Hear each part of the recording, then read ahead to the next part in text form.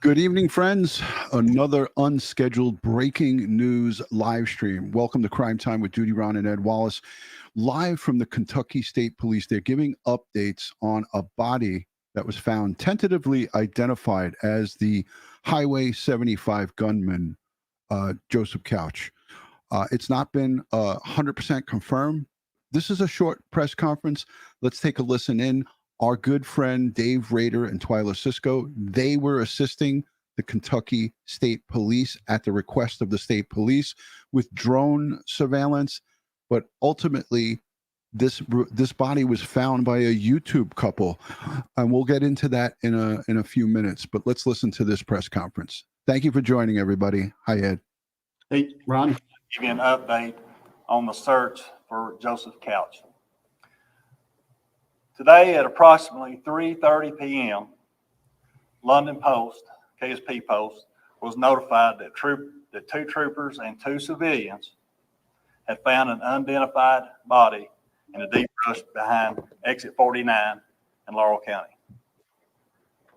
Troopers had been searching in the area all day and had noticed vultures in the area. They continued to try and locate the exact nature or the area that the vultures were circling in. They began at that time while they were in there, they began to detect a strong odor of what appeared to be a decomposing flesh, whether it could be animal or human. While moving through the thick terrain and trying to locate the smell, troopers heard voices, and the troopers immediately identified themselves in the woods. They identified themselves as state troopers and asked that the individuals that were also in the wooded area identify themselves. There was a couple, Fred and Sheila McCoy, advised the troopers that they were also in the area searching for Joseph Couch. Almost immediately after that interaction between troopers and the McCoys, the troopers and McCoys stumbled upon an unidentified body.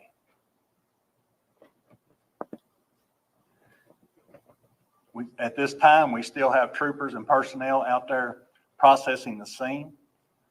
There were articles associated with the body that at this time we feel is Joseph Couch. Laurel County Coroner is there present, and then the identified body at this time, will be sent to Frankfort for positive identification tomorrow. But again, we do have those articles associated with the body that we do feel is Joseph Couch. You know, I want to recognize the McCoys because they've been very cooperative with our troopers and provided troopers with relevant information. You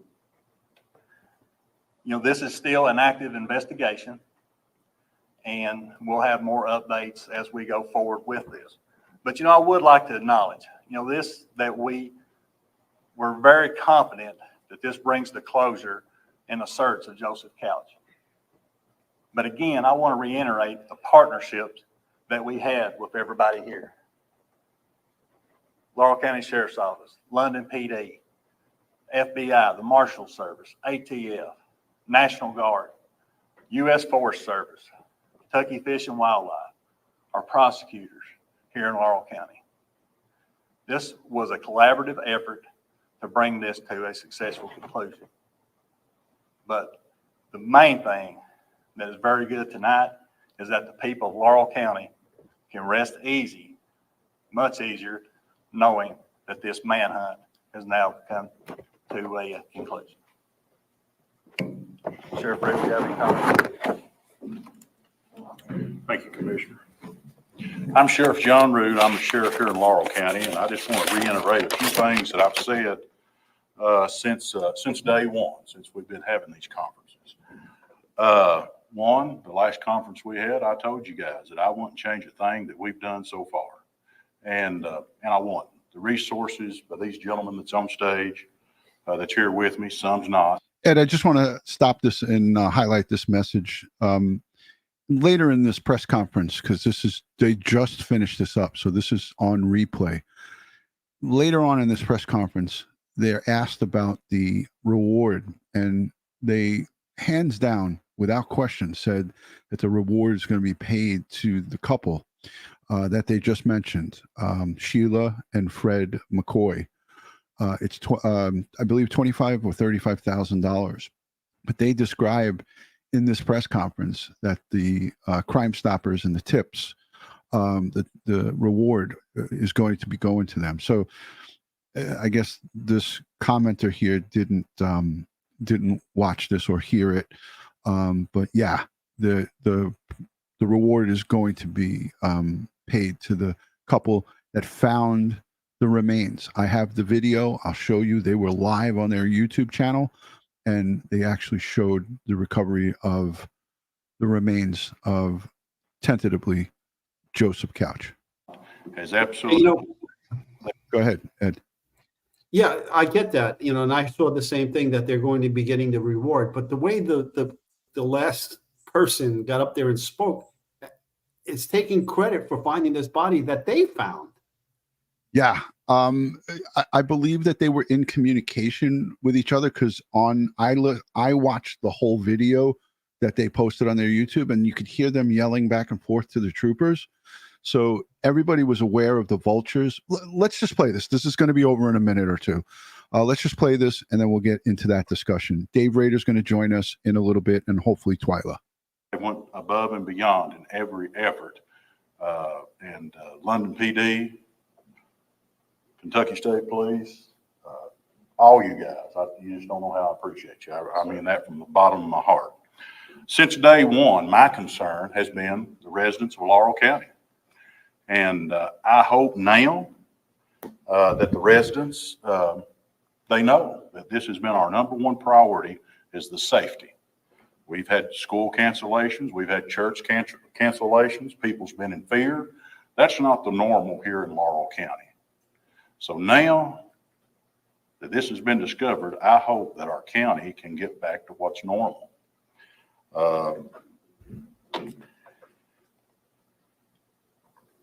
I will say this.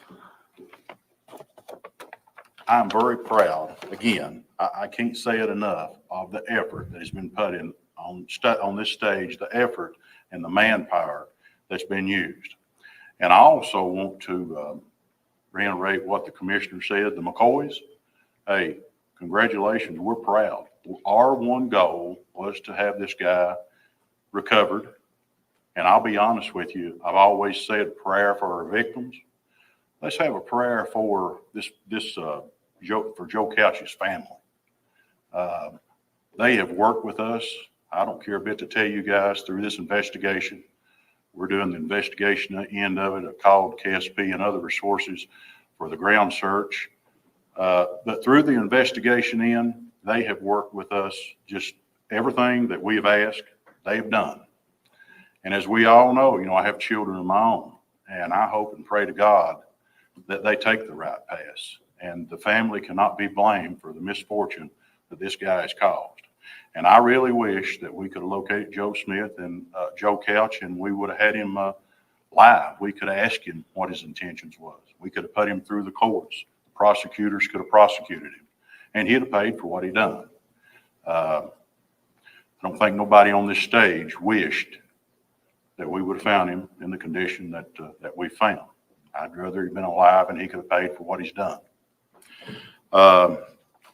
In closing, I won't dare mention the people that has helped us in this, but not all the agencies. I mean, everything from a dispatcher to an ambulance driver, rescue squad, fire departments. I can't, all the agencies, I just want to thank. And I hope, my prayer is that Laurel County will rest easy and surrounding counties tonight. And I want to thank you, the media. You've covered it well. You guys are tired. We're tired. And hopefully we can go home to our families and get a good night's rest as well. And I thank you for the coverage.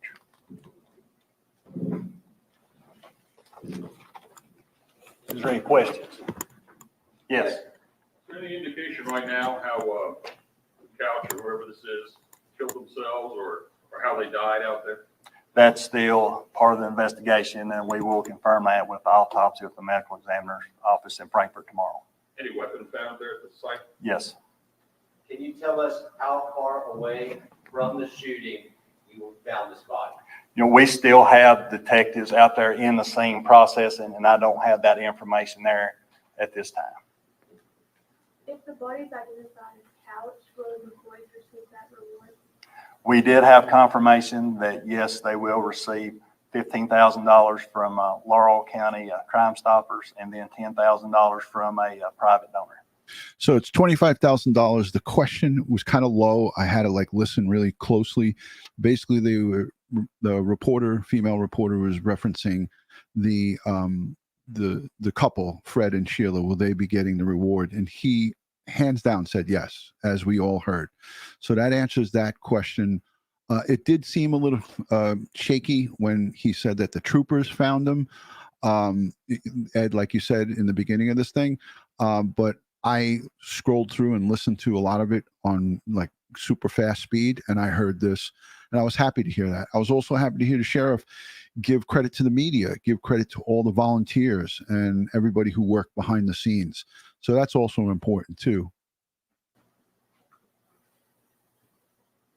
Can you just talk about what it's been like, over 100 men trying to bring this in, and now it's come to a close? Well, this is, you know, obviously law enforcement, we want to bring any event like this as to a closure as quickly as possible. It's much better for everyone involved, the community, especially victims first, and then also for law enforcement. But sometimes these things take time, and that's what this one did. But this was about perseverance, that we did not give up. We adjusted our tactics, and there was we brought it to a successful conclusion. Are you able to determine how long the body had been there? Not at this time. In the McCoy's video, it looked like they were alone out there, but there were troopers right there with them. I have not seen the video. I just come in from headquarters. The answer is no. Troopers were not anywhere with this couple. It was a husband and wife. We're going to watch the video, and you guys can tell me what you think. Ed, I know you watched it because you are on top of this stuff. But basically, I put us back on. But basically, this guy probably just didn't have the information that we have real time. This YouTube family couple was live, and they've been doing this since I believe since almost close to the beginning. This started on September 8th. Correct me if I'm wrong. September 7th or 8th, I believe it was the 8th, that this story broke, and they've been out there searching for quite a while, and they've been documenting it on their YouTube channel. So in Frankfurt, but we also our husband, just to credit here, husband Fred, retired law enforcement, I believe, executive. I'm not sure what his rank was, but I think he was like either a chief or something in his department. And I heard that mentioned along on Twitter and on YouTube and so forth. So credit there, and fellow brother in blue out there doing God's work. It's dangerous.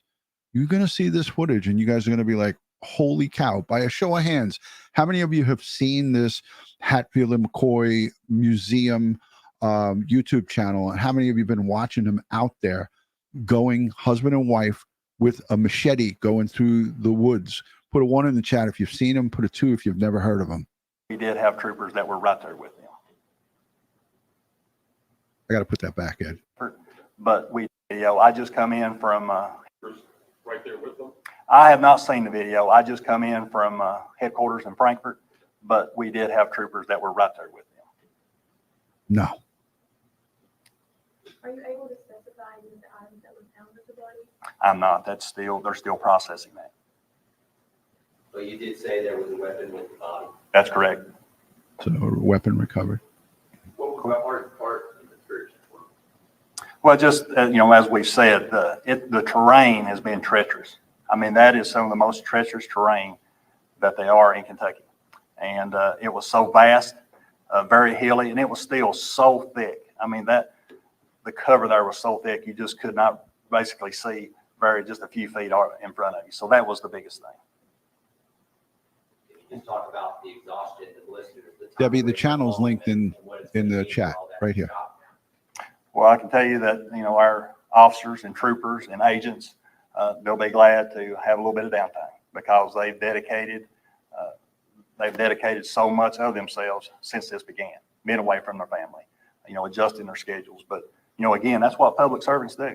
And that's what everybody here does. We want to serve the public, and our families realize that. So we want to put forth our best efforts, and I feel like that's what everyone did here.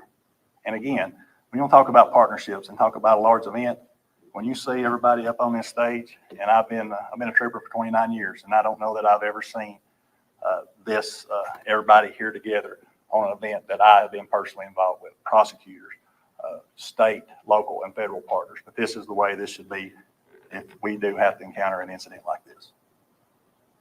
Looking back, any regrets? No, I feel like we put forth our best efforts. Everybody did, and every day. The reporter asked him if he had any regrets, and he said no. They put forth the best effort. And according to what I've been looking at here, they've been searching every day in these woods and in this area. And again, they've been asking for help. If you look at EquiSearch Midwest Facebook page, they reached out. The Kentucky State Police reached out to EquiSearch and asked them to help and assist them with drones.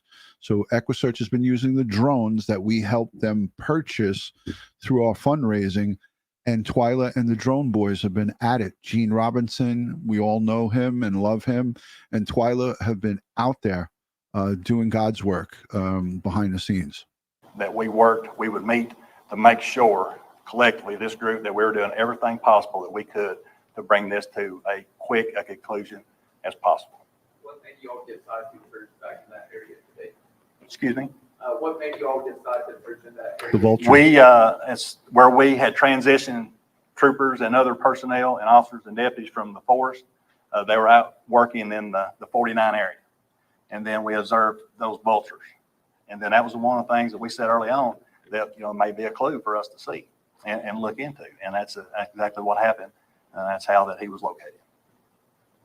Given all the efforts and the resources you've put towards this over the past 12 days, how do you wrap your head around the fact that this couple who kind of had a date night idea to go out and find Couch ultimately got to him? Well, so the reporter asks, it's kind of low, and I hate when that happens, but it happens at all these presses. This couple turned searching for Joseph Couch. They turned their date night. It was, I guess, on a Friday. Our date night's on a Friday, but I'm just assuming that. But they turned their date night into searching for this guy, and also searching for the reward money as well. And I think that they were documented saying, "Hey, we're out here trying to find $35,000." So they wanted to find him alive or dead, and they did. So kudos to them. It's a dangerous business. And I know we're going to get into this in a minute, talk a little bit about how dangerous it is. But also I want to pick your brain apart about the weapon recovered with Joseph Couch, indicative of perhaps, and there's a speculation here, that he died from perhaps a self-inflicted gunshot wound.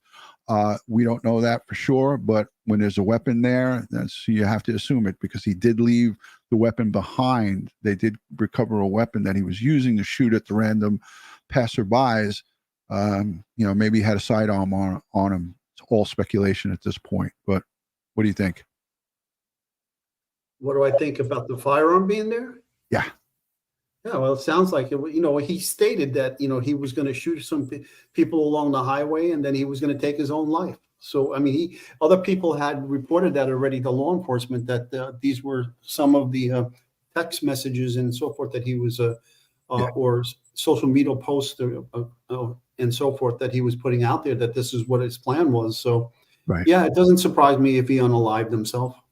And the investigator here, the executive here, said, when asked, do we know if this is Joseph Couch? And he said, not forensically, but perhaps he had a wallet on him. Perhaps he had identification on him.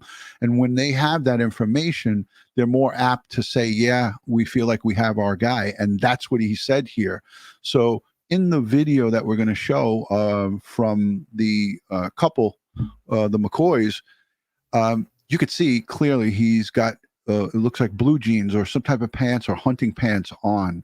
And it shows, you could see really a lot of the lower half of him, his legs, his torso, and so forth. You don't really see the face or the head, but you do hear her, saying a lot of different things. But yes, let's listen to the rest of this. And Dave Rader is standing by in the waiting room. When he gives me the thumbs up, I'll Just add like him we in. said earlier, Mother Nature will help and aid and assist in a search like this. And this is what happened. You had high temperatures, and then you had the vultures coming out.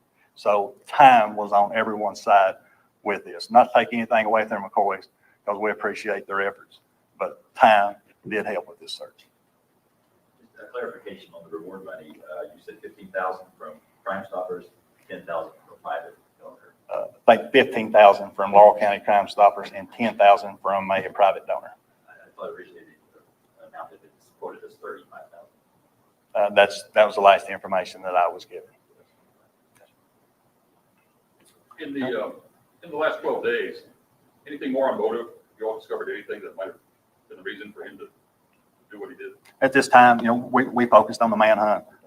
Sheriff Root and his department focused on the actual investigation and dealing with the shooting. He asked about motive here. He asked about the motive. To answer you, sir, in the weeks forthcoming soon, after it's still an open investigation, KSP will be at the autopsy when it's scheduled. And after that's done and investigators are together, we will release that.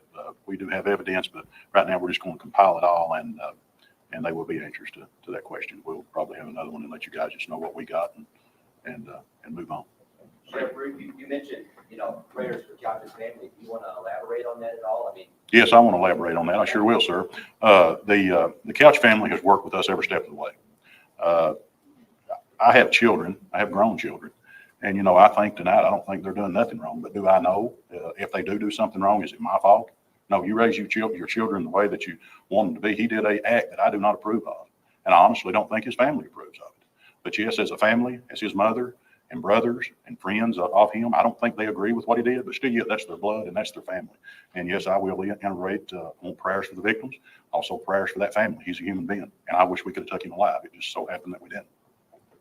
You've been complimentary of the McCoys. Were there any other private citizens who were a hindrance to your efforts or got in the way? You talked very complimentary about the McCoys. Were there any other groups involved? Not that I can speak specifically to. But, we do worry about such things when we have an event like this. We do worry about their safety because we still don't know if he was alive. So we would worry about the safety of anyone that may try to do such actions in the future for their safety. Any other questions? You mentioned the rough terrain. Are you able to describe the exact area where he was found, what that was like? I do not have that yet, but they will, again, they're out there processing that. They're right there with the body right now, but I don't have that exact location at this time. can you just come over the next steps? What happens tomorrow? You said the body goes back to Frankfurt, right? That's correct. After that, well, we'll do the autopsy and then we'll process what evidence and articles and everything that we located in that area. And obviously by locating there, we'll be able to do a more refined search right there close to that area. And then we'll take that into our investigation and go forward from there. Are you able to specify the weapon? All right. I think that's enough. That was all of the press conference. Joining us now, the director of EquiSearch Midwest, Dave Rader. Dave, good to see you, brother. It's been a long time. You've been busy. How are you? How's the team? And let us know what you guys how you were involved here. I saw on your Facebook page, you guys made a mention yesterday. Just give the audience a little bit about how EquiSearch got in the mix. Yeah. It's always good to see you too, especially Ed. I don't even know where Ed is. Is he in some bunker again? You're in Florida? Okay. I'm in Florida. Okay.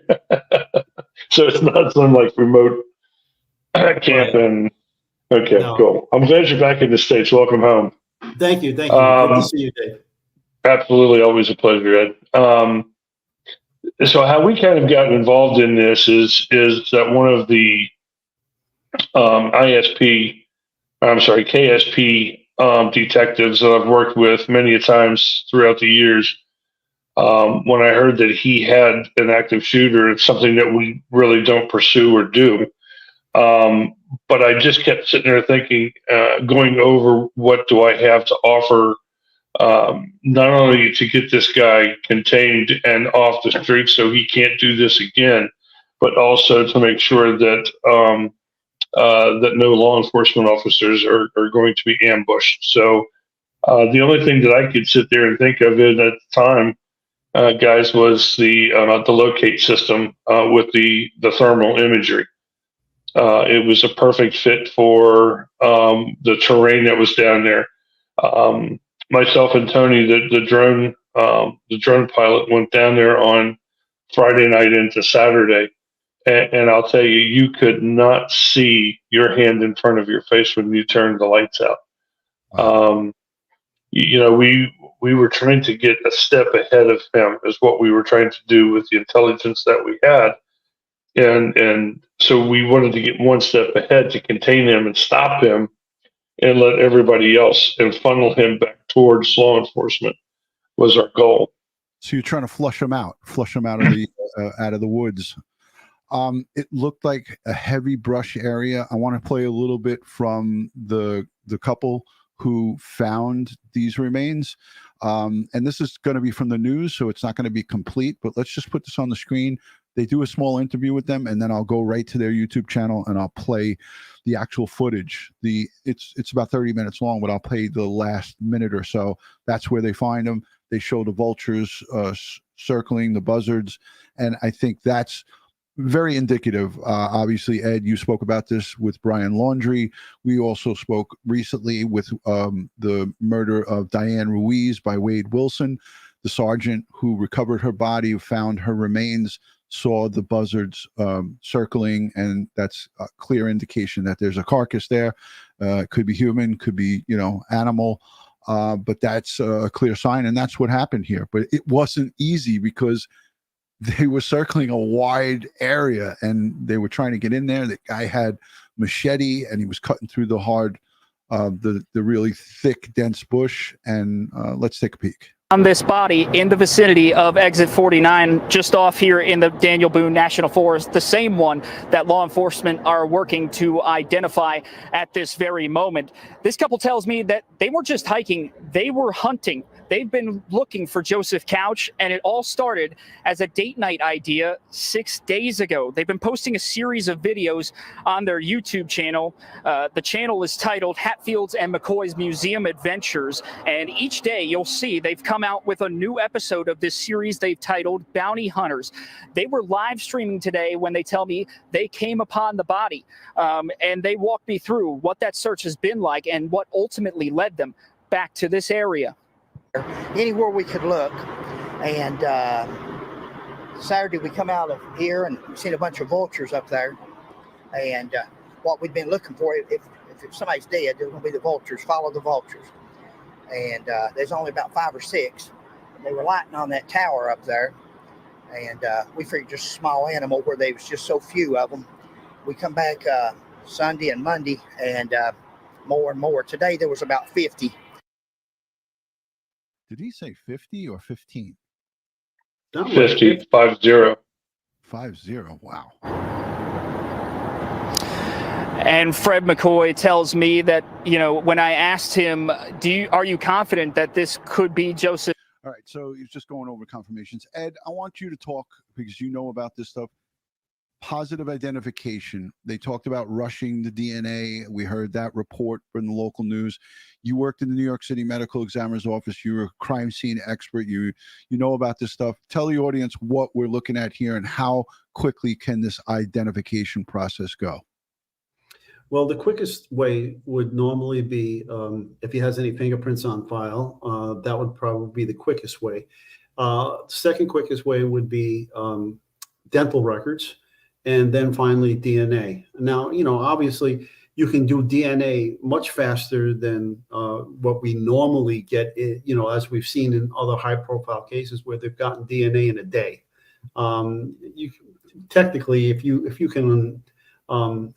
have the personnel, you can probably do it in about an hour once the sample gets in possession of the DNA analyst.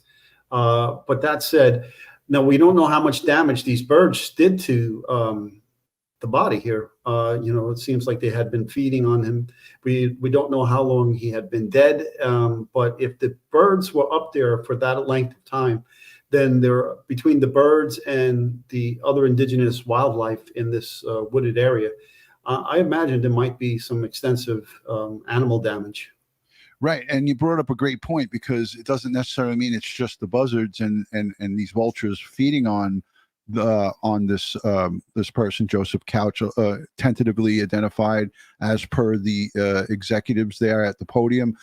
And again, we don't know if he had identification in his pocket. We don't know if there was some clear indicator. But I would say that they're not going to come up to the podium and say, we're almost certain, we're pretty, I don't remember the words they used, but he basically said, we pretty much know that this is him. Dave, how long has the drone boys and girls been at this? I know you just told people quickly, you guys, how you got involved here, but how many days you guys have it in? You posted it on your Facebook page, and everybody go and support EquiSearch Midwest. They're doing God's work. How long have you guys been at this? So we got involved. I think it was either the next day or the day after. And Twyla was very instrumental in this, is because Tony couldn't get down there to fly, or Dan, he couldn't get down there to fly. So what we did was we taught. Guy's name was Brandon. He was the assistant chief for Williamsburg, Kentucky. Super nice individual. He had one of the M3Ts like what we do, but he had the big boy. And Tony was able to give him the settings on this bird, so we could go ahead and have him start flying the thermal at about 4:00 a.m. Wow. So what we did is he got up at 3:00, went down to the area that we did, and started flying at 4 a.m. And I think Twyla was running them at 7 or 8 o'clock her time. So it was a quick turnaround as far as we started at the point of where he was last seen, and that was at the tower in 75 at the 49 exit. So we started there, and we started to go south, because that was the direction we thought that he went in. But as you can see here, this brush is so thick, even the drones, you'd have a hard time seeing the floor, right? Ed, you talked about that a few times, and Gene Robinson talked about that with us. It's always better when it's fall and the leaves are off the trees. This is from Hatfield and McCoy, right, gentlemen? Yeah, you have a big canopy here, and it's hard to look through this. Yeah, so we're gonna listen to a little bit. This is only we're only gonna play a couple of minutes of this, but credit to Hatfield McCoy Museum Adventures. Go over and subscribe to them, and follow them if you want to get updates on the search on what they did thus far. And they're filming in the landscape mode, so. Now there's probably 50. Yes, the buzzards are out, guys. If you have a comment, said it wants to know if the buzzards are out. They are out. And they are lighting. They are coming down in this hall. Yeah. They're lighting, and they're going back up. And at least one of them appeared to have something. So we're eating on something. Now whether it's over here's a big tree with about 8 or 10 lid in it. Yeah, I had that. To see now because we're down here. Yeah, let me take this. That thing is holding me up. Let me see if I can get on down through Don't here. fall. Yeah. But we've also got a, what's it called? Air tag. Air tag. On our Hummer. Mm-hmm. So all Sheila's got to do is ping in on it. Yep, ping it, and it'll take me. This is worse.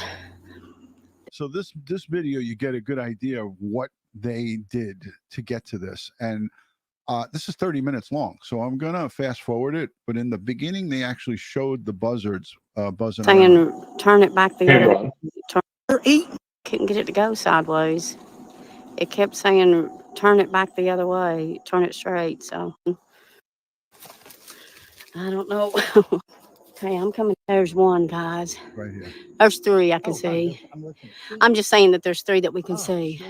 I'm looking. Okay, we got to get down there. Yeah.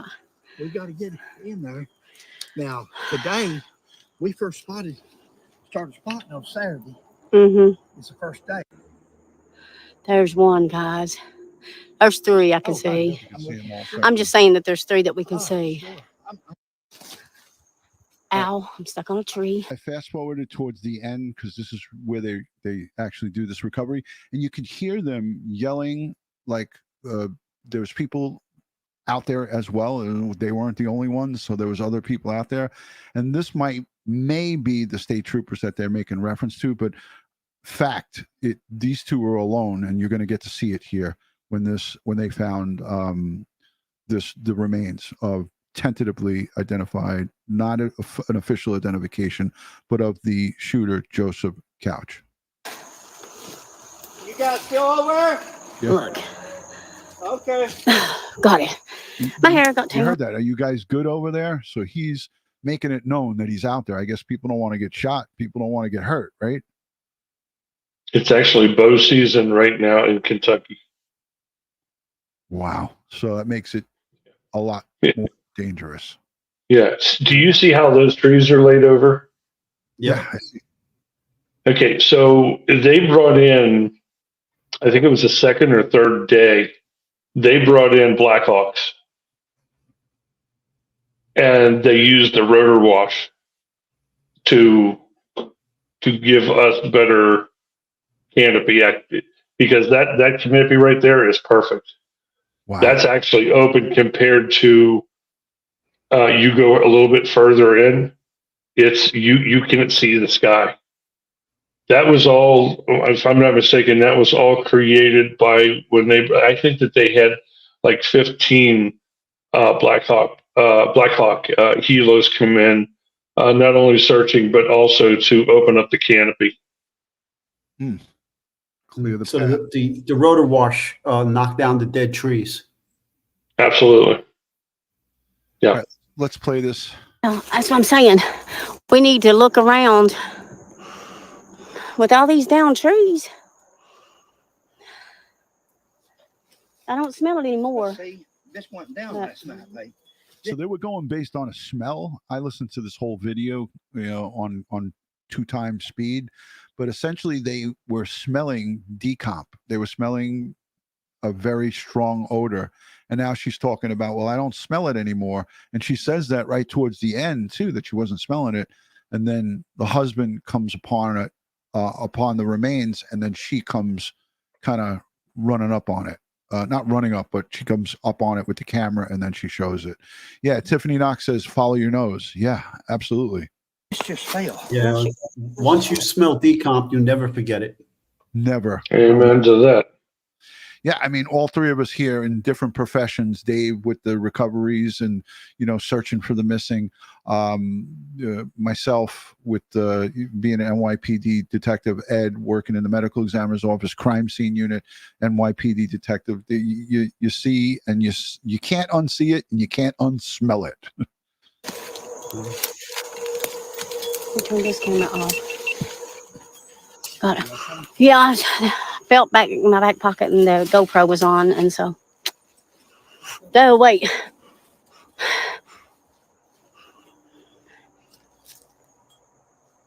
Well, I don't either, because they were on their way, and then just when the wind blew, like you said, it was stout.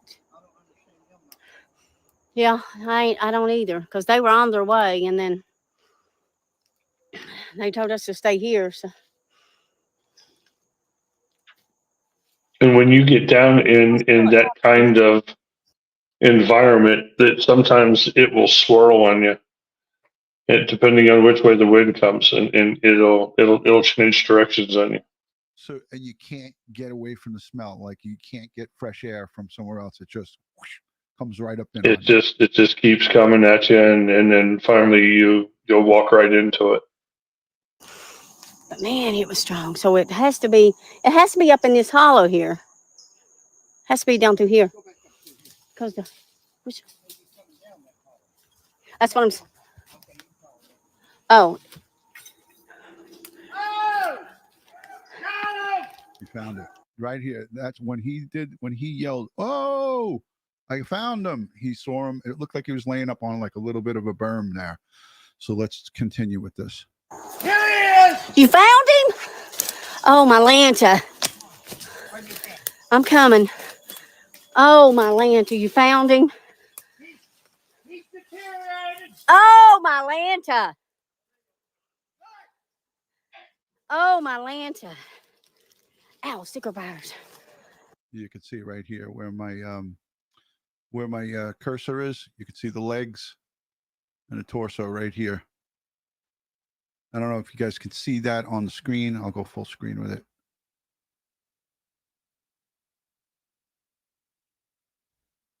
Oh, gosh. Yeah. Looks like he's wearing tan boots.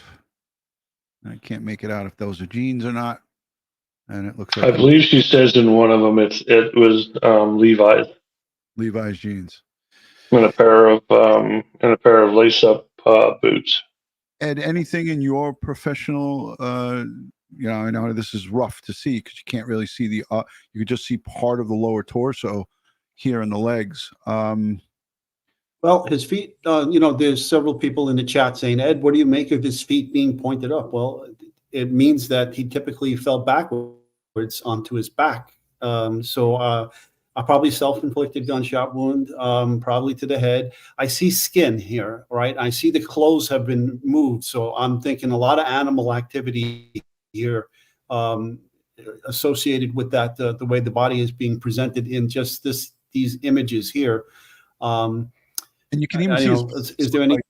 It looks like the pants were being either pecked at or dragged off here because it pulled. looks like Pulled. And the pant legs look high by the ankles. They're up. The socks are exposed. So they talked about vulture activity since Saturday. Correct me if I'm wrong, guys. In that interview that they did, I believe that Fred said that they observed the vulture activity on Saturday. This is Wednesday, folks. So typically, like in a lot of the indigenous wildlife will go after the soft tissue, the eyes, the ears, the fingers, those areas, and then start tearing into the abdomen and so forth. Right. Some people saying his upper body is gone. I think there's, I don't think it's a clear picture. I don't think it's a clear shot, but you do see Fred taking still pictures, or he has his phone out. Let's just take a peek. Look. Yeah, see right here. So it looks like he's getting a shot on his phone. Oh, gross. No pictures.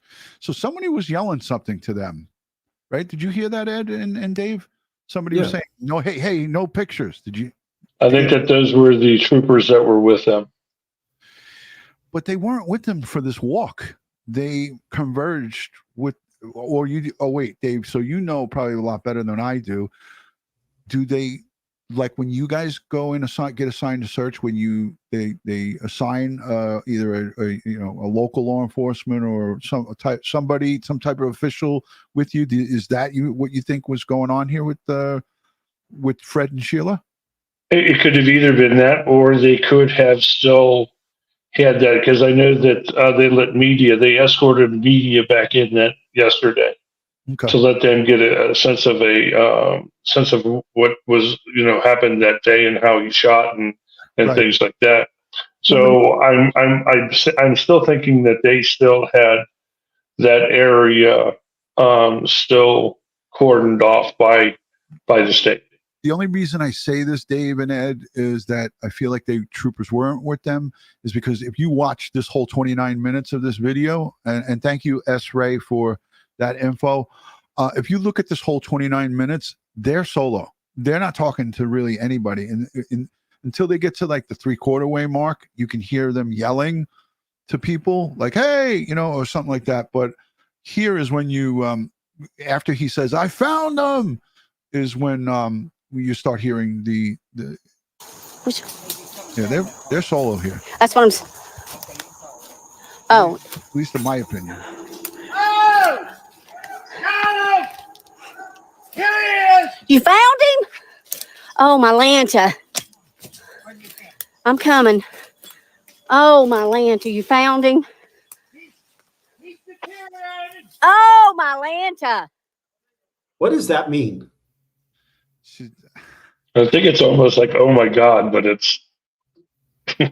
Maybe Well, Twyla can tell us what Mylanta means. It might be, my Lanta is something I get out of the Walgreens when my stomach got too much acid.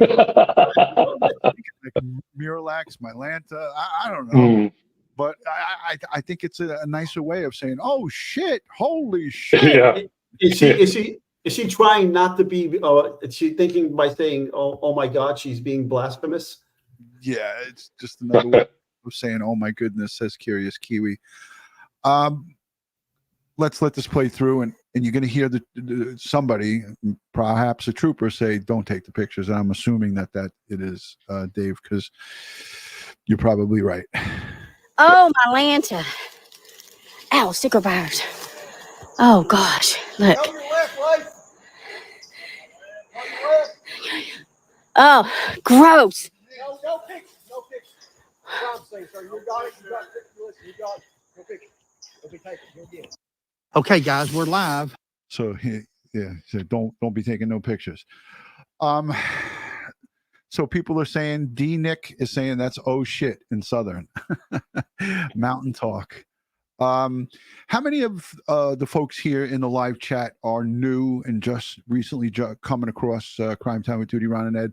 And how many of you guys have been following or watching Fred and Sheila on their YouTube channel? I'm just curious to see how many people have been following this closely. I have been following it, but I haven't been reporting on it. But I definitely been looking daily, because this is a concern to any American, right? You don't want some active shooter that was taking pot shots at vehicles walking around. So I'd imagine that most of us have been watching it. So let's see what the chat says. I'm new. They found them. Yes. Some people never. Here's somebody who said I follow them. So Ed, what's your prediction on them making this positive identification?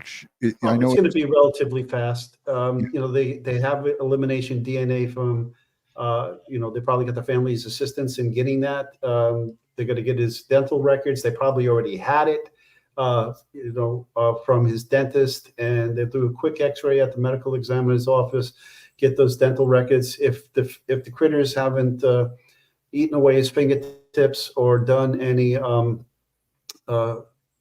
know, the decomp wasn't too bad. He may have some ridge detail there, and you know, he was former military, so his fingerprints are on file.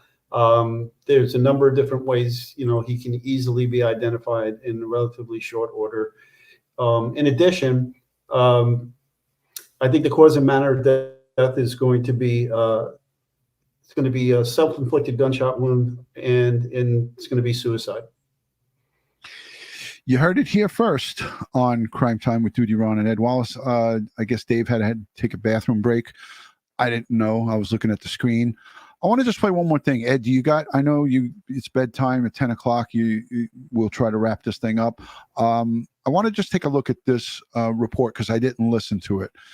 This is from a local Fox 56, and this was from 6:31 p.m. this evening.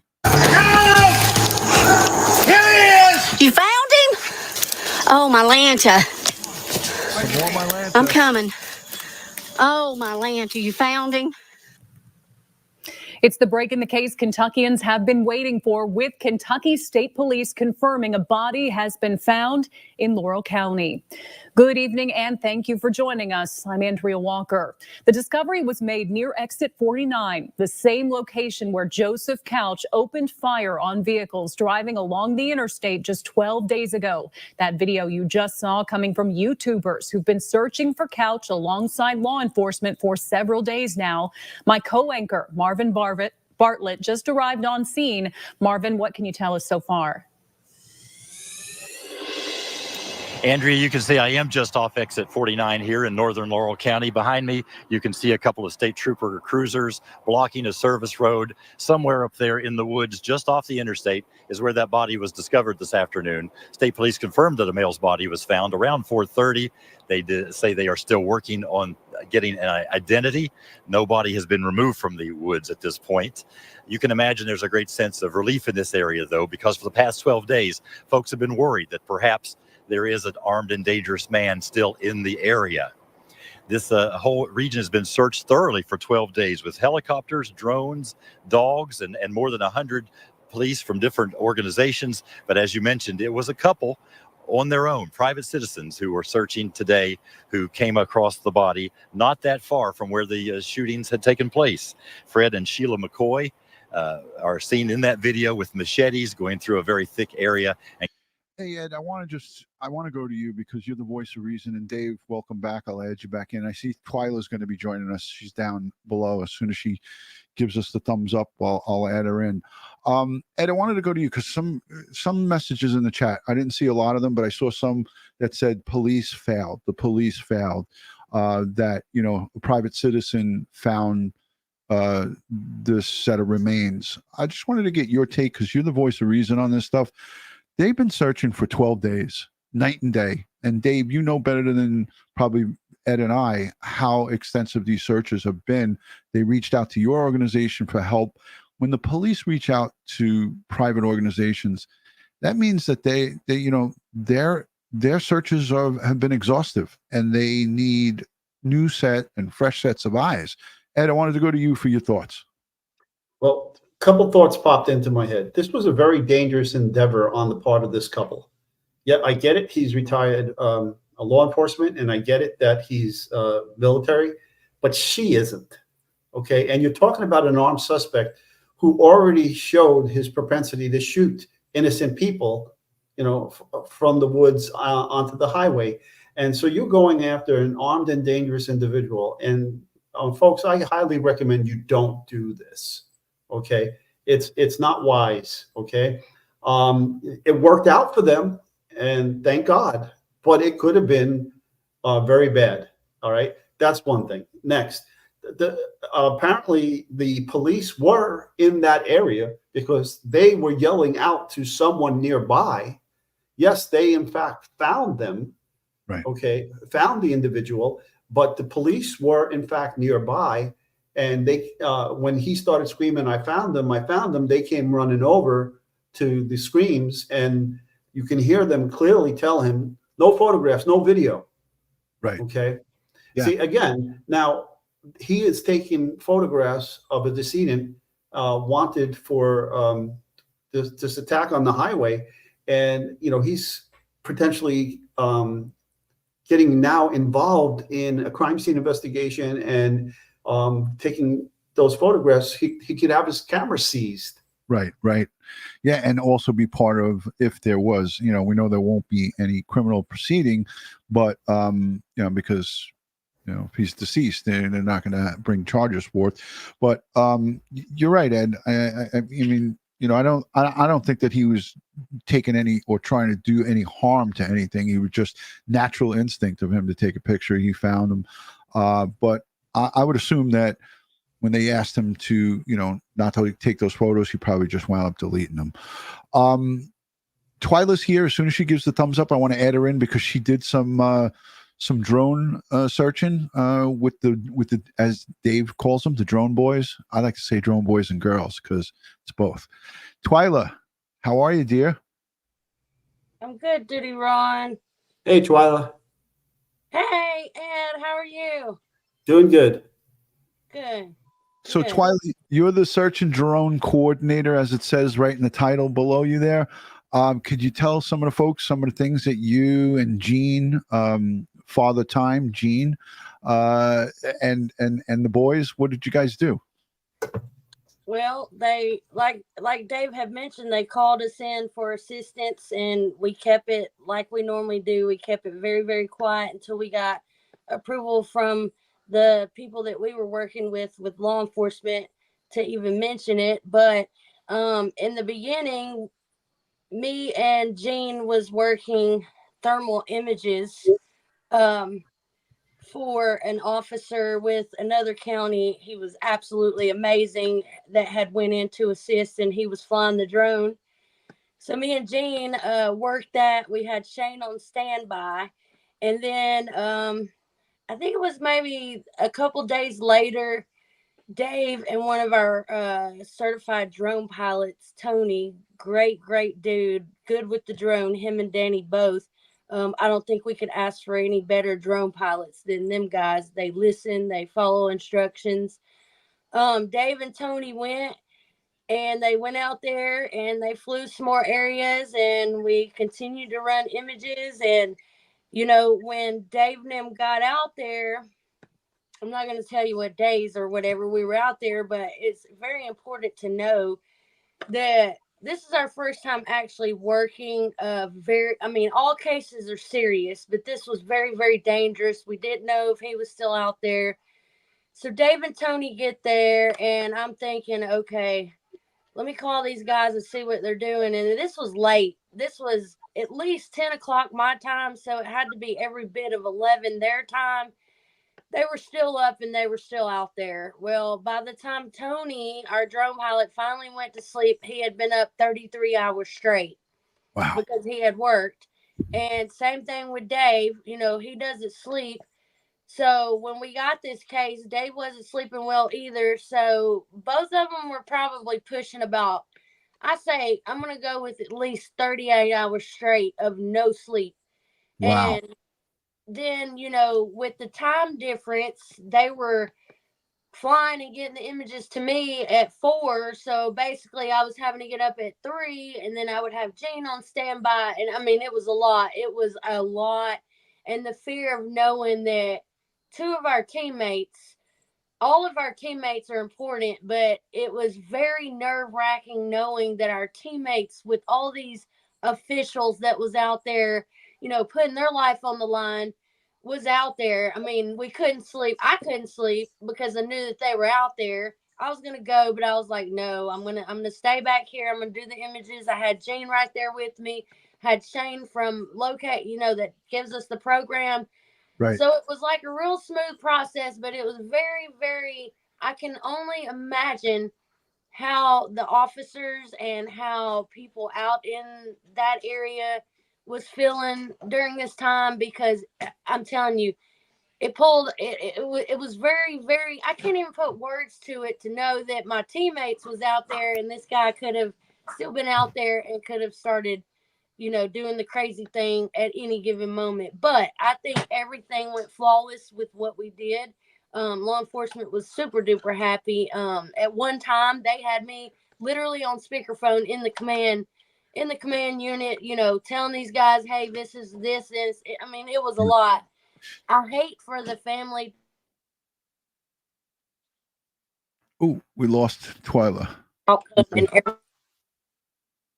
It was going so good for so long, Dave, and then all of a sudden she cut out. Twyla, you back? You're muted. She muted herself. Dave, did you see someone said on the chat, how did Sly Stallone get up on panel? How did we get Sly Stallone?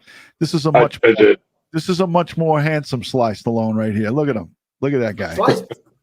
Okay. I don't know.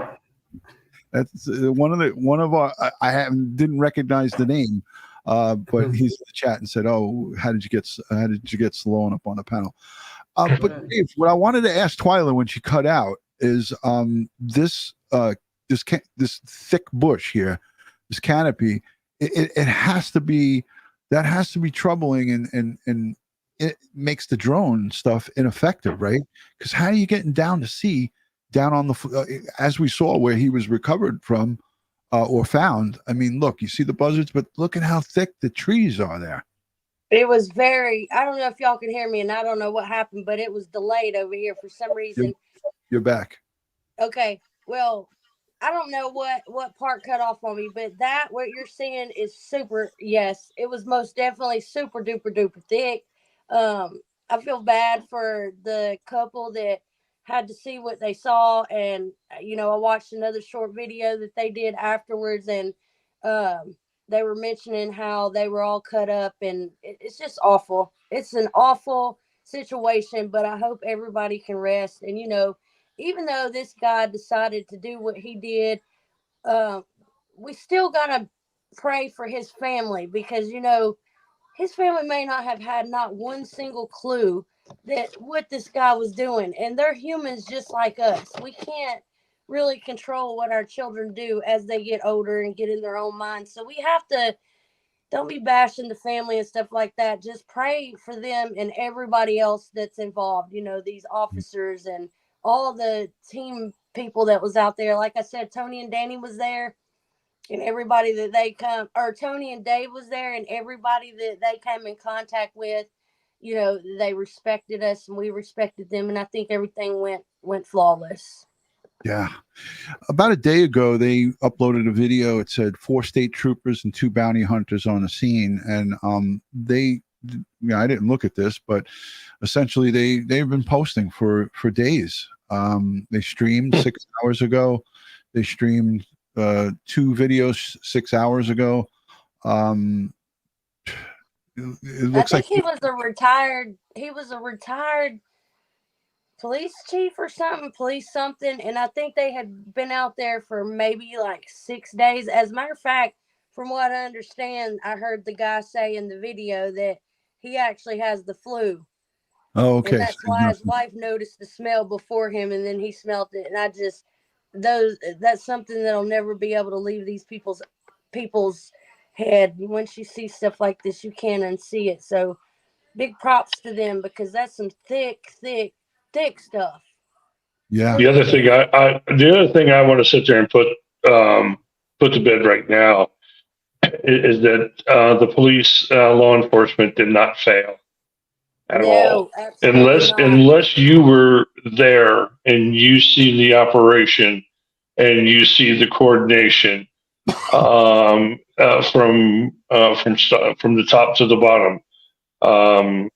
If you would have seen it, you would change your mind. There's no way that the KSP or any one of these other agencies that came in to assist, and how we were doing it is that we literally would come up with a target, and to keep everybody safe, they would send their SRT team out there, their rapid response out there, their strike team out there to keep people safe. And I tell you, it was one hell of an operation from beginning to end. And here's the thing is we were even in talks today to continue on a different level coming up this weekend. So there was a lot of moving parts this afternoon that was being put together to ramp this back up this weekend. So, I'm telling you, it was everybody that was involved, everybody. Like I said, at one time I was on speakerphone with them in the command center, and the guy that we were working with that was helping from a whole nother county. I mean, these people was up there from sun up to sundown all night. I think that I backed Dave up with everything that he said. I think everything went super, super smooth. And there's no doubt in my mind that if he wouldn't have been found, that we would have been back out there assisting, because Dave was in contact with his person with KSP, and I was in contact, daily with the officer or the chief, assistant chief that I was working with from a whole nother county. I don't know. I don't know. I mean, look at this. I mean, this is from the ground, and I have the audio off. I just want to hear what they're saying. Rhea picks up on anything. He said because he's not going to allow anybody up there while they're searching. Which makes sense. Hi guys, hope you're having a great day, great morning. As you can see, we're going to get started again. As you heard earlier, the gentleman said that no one's allowed to go up that. Speak up. No one's allowed to go up the road that we started up. They got it blocked off because they're in this area searching. So, but we brought our trusty dog. So these people have been out there for quite a while, doing their thing and searching. And ultimately they're the ones who found him. Supposedly he's got 40 years between the military and look, he's wearing a blue line shirt there. Let's hear what he has to say. Nothing like when I got him in the woods that day with that old shaggy hair and didn't know where I was to get back out, and he wasn't talking. Of course not. We were all over those woods. Finally, it was after dark, and I could hear some sirens off to the distance. And I finally called dispatch. I got a signal, and they said, "Where you at?" I said, "That's a good question." But I could hear the sirens, and there were several state troopers and deputies come to me, and they said, I told them turn all the sirens off, everybody. And each one of them was in different locations, and each one of them would turn one on, one at a time. And finally, I heard one. I said, so there you have it. I just wanted to show their YouTube channel. I am subscribed as of today. This is them. We'll link it in the description. Dave, Twyla, I can't thank you guys enough for always answering the call when any agency calls you, whether it's searching for a missing. And this is a unique one, as you said, Dave. You usually don't get involved in these type of things, but to provide assistance via the air with the drones. And it's important that our friends and the people who are following us understand that you guys are a nonprofit and you work off of donations and the kind efforts from the public. And we did fundraisers in the past. We're going to continue to try to raise funds for you guys because the work that you do is so important, and bringing the lost home to their loved ones, lost is not alone. That is such an important thing. But this, when I heard that you guys are involved in this, I found out yesterday and I was commenting back and forth on the Facebook. I started really paying attention and I was like, wow. And then this news broke tonight. I reached out to Dave and he was like, you want to go live now? And I said, how about in 30 minutes? And he's like, okay.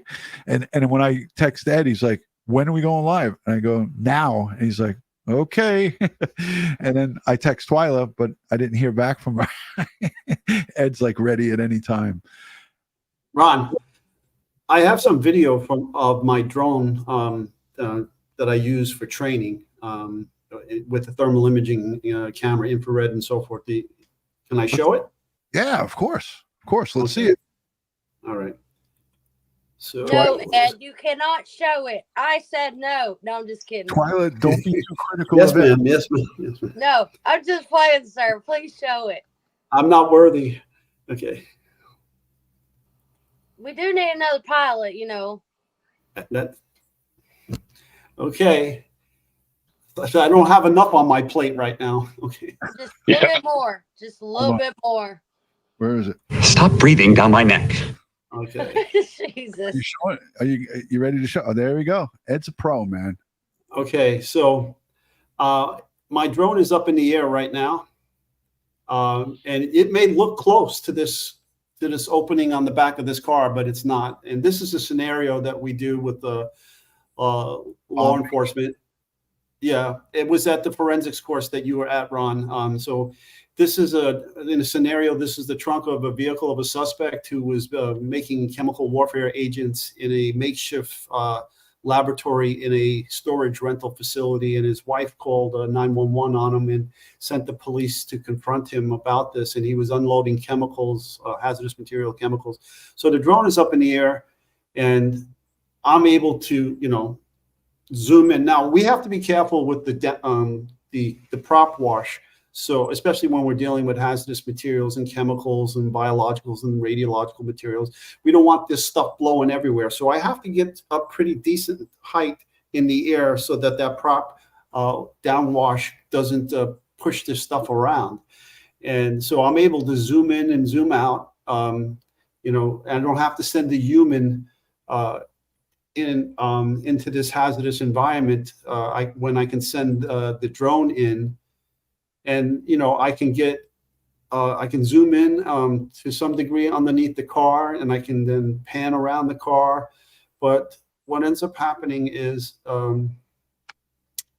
later on I'm going to switch modes. You see the gas mask there, you see chemicals, you see a gun, because what ended up in this scenario is that the officers had to shoot the suspect because he was threatening to throw this jar here of a chemical warfare agent at them. Okay. So, and then I'm going to turn the thermal image on. Let's see. Let me see where we are at. Okay. Get together. Get together. All right. So here we go. I'm going to turn the thermal image now. It's going to come on right now. And I'm looking for heat signatures here to see. You can see like all these purple dots and so forth. So I'm getting different heat signatures. You can see the background is orange, and everything that's not orange is giving me a different heat signature. Okay. And then I can scan around and look for any thermal threats. And you can see how the car heats up differently in different surfaces and so forth. And then I can get those temperatures out of the drone. It gives me actual temperature readings. When I zoom in on scanning, hold on here, what happened? All right. Is anybody seeing this other thing pop up? No, we aren't. We're not seeing anything. Okay. So what happened? It's still going. We could still see. All right. That's my drone. That's my Parrot. Okay. All right. So I'll shut this down. Very cool, Ed. I like it. I like it a lot. There's one that the guy that was taking the drone images for us. Oh my gosh. I'm literally begging Dave. I'm like, man, we gotta have it. It has 200 times zoom on it. Oh yeah. Talking about crystal clear. It's amazing. I'll have to share information with DutyRon for you to check that out.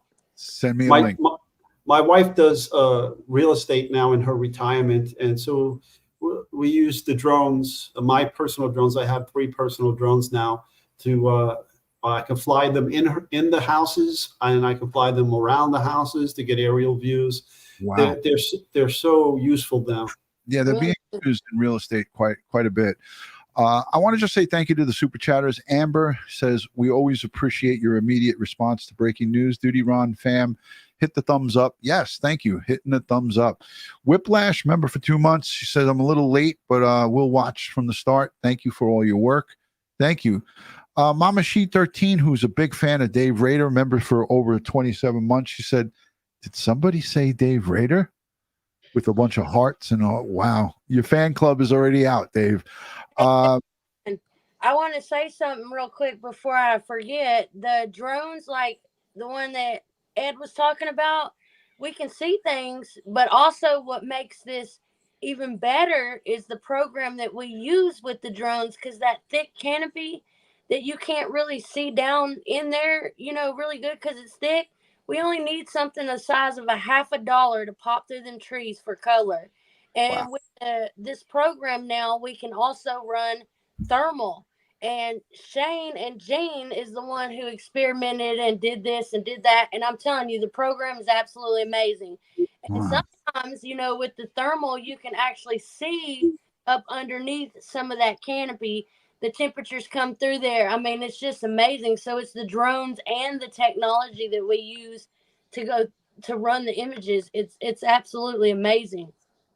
It's just fascinating, the technology as it advances year after year. I just I can never get enough of technology, and when you have this type of stuff, it's like even like cars, they just keep it getting more advanced as the years go on.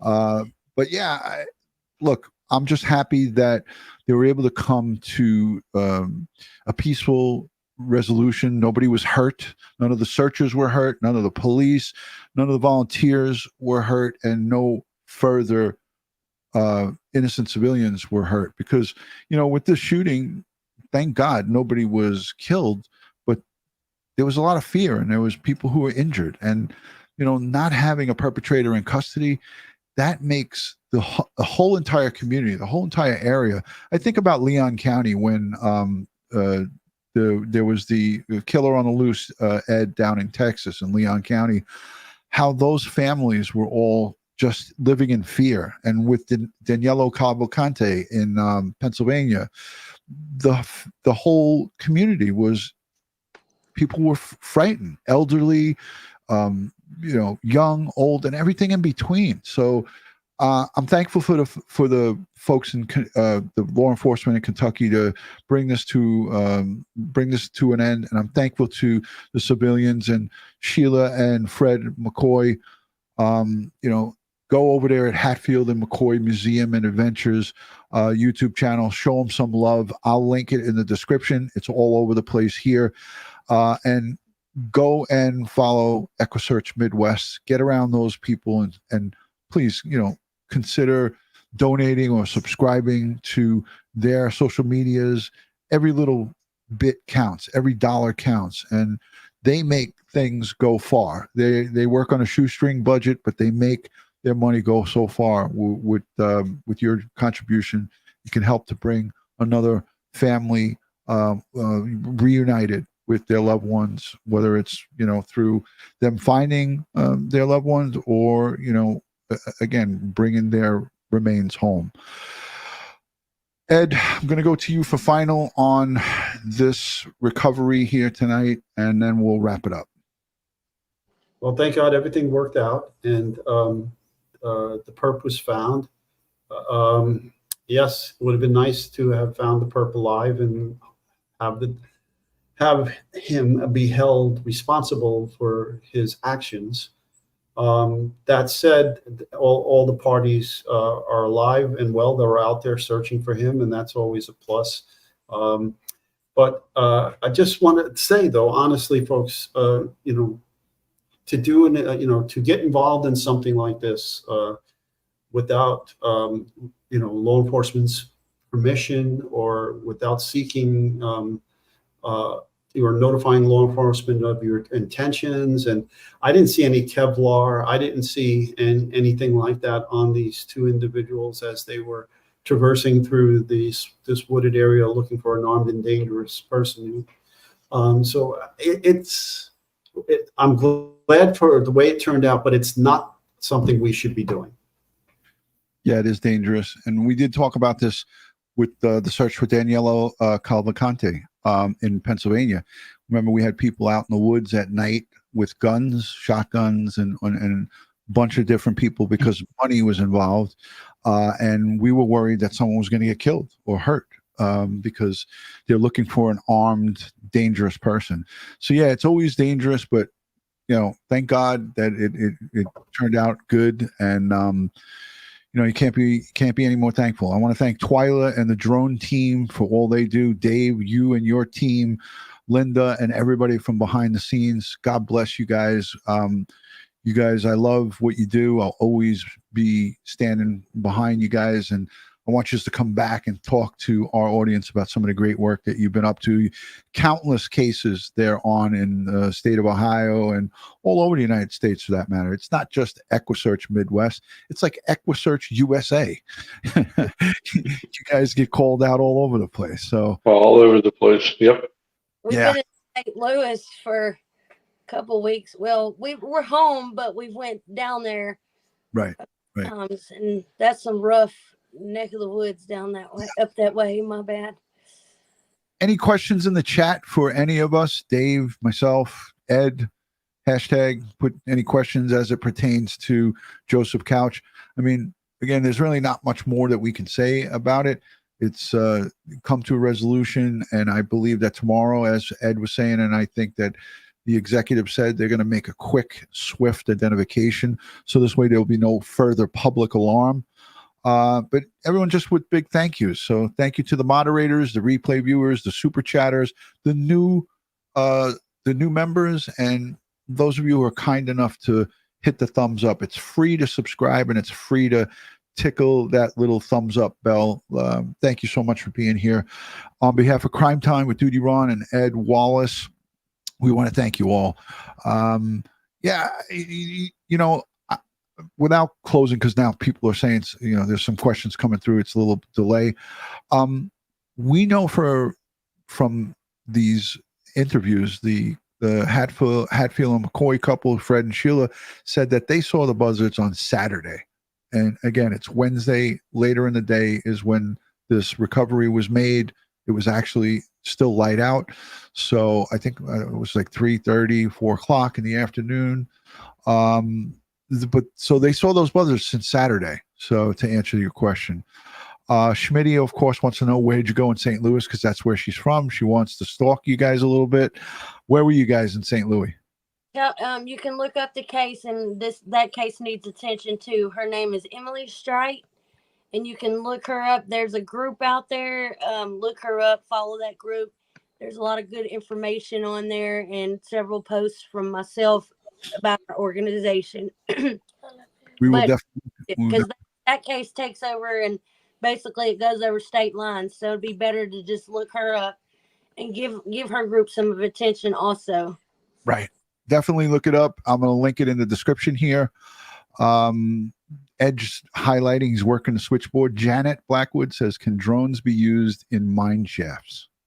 Well, Janet, depending on the dimensions of the mine shaft, yes. And there are all different types of drones. We don't have to always use aerial drones. We have tethered drones that are tracked or wheeled, and we can then lower them down.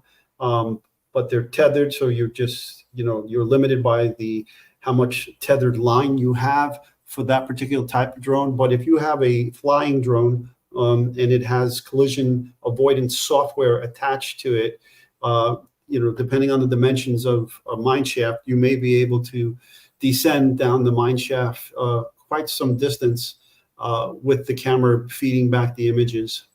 Wow.